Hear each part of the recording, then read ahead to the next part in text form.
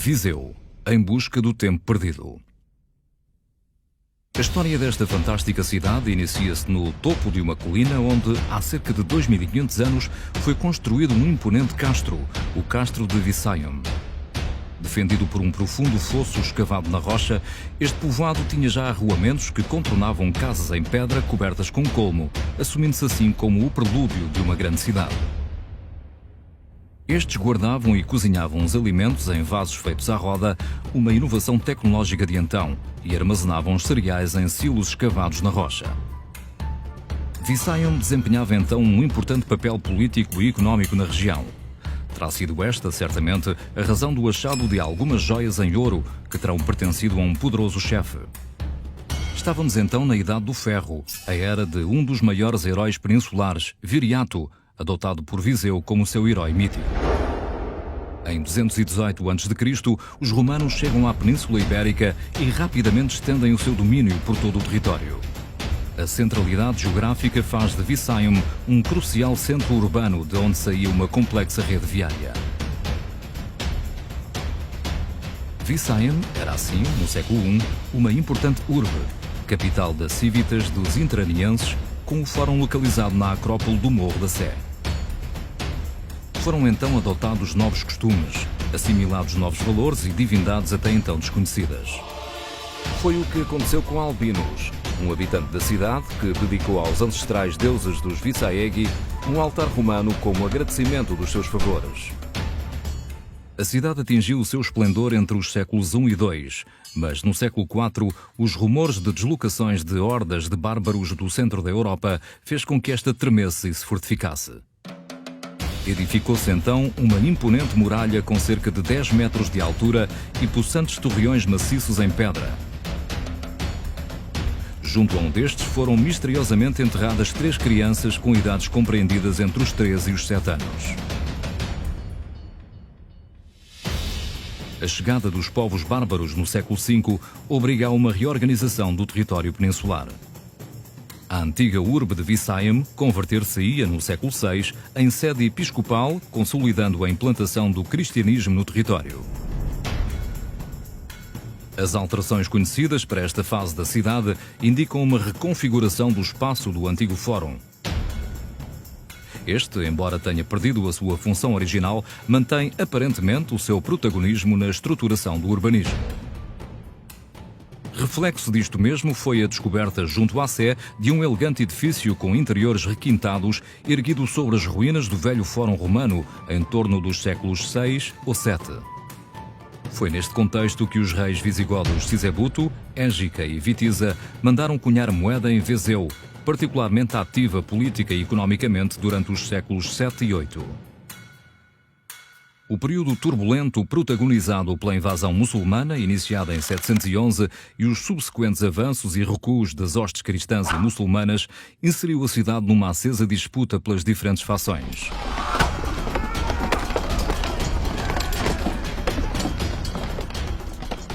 Durante a ocupação cristã do século X, Ramiro II intitula-se rei e elege a cidade como capital de Portugal. Ramiro pensou então numa cidade nova e começou por construir a sua defesa.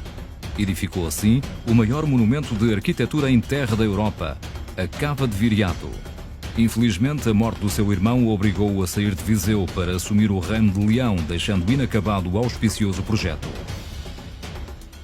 Terá sido na Cava de Viriato que, nos finais do século X, o general muçulmano Almansor instalou a sua base de operações militares para atacar Leão, Astorga e Santiago de Compostela, e terá sido também aqui que ele terá repartido o saque trazido da capital da cristandade.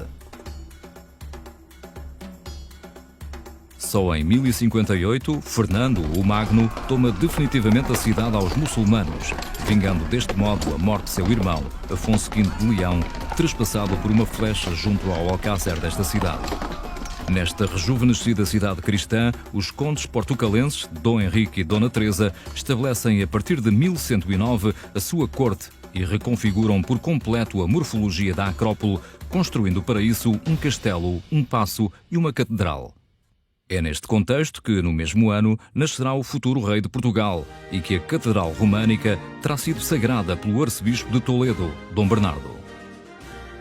A fidelidade política e o bom serviço dos homens da cidade de Viseu a Dona Teresa determinou a concessão da primeira Carta de Foral em 1123. A construção da Catedral Gótica tem início no final do século XIII, sob a égide do bispo Dom Egas. Mas em pleno século XIV, Viseu é atormentada pelas sangrentas guerras fernandinas, invadida e saqueada 3 vezes.